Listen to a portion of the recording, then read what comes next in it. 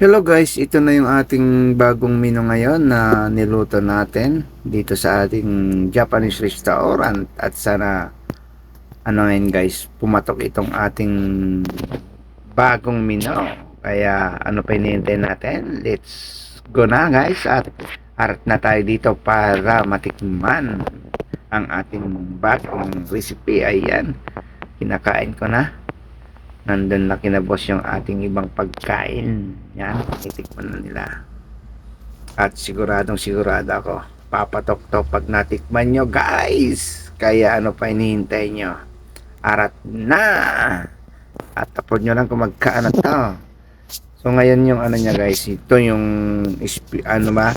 Yung oras para masaksihan ang katotohanan ng kaganapan at kasarapan ng ating nilotong minaw. So ayan, salamat kay boss sa pagtitiwala at pagmamahal.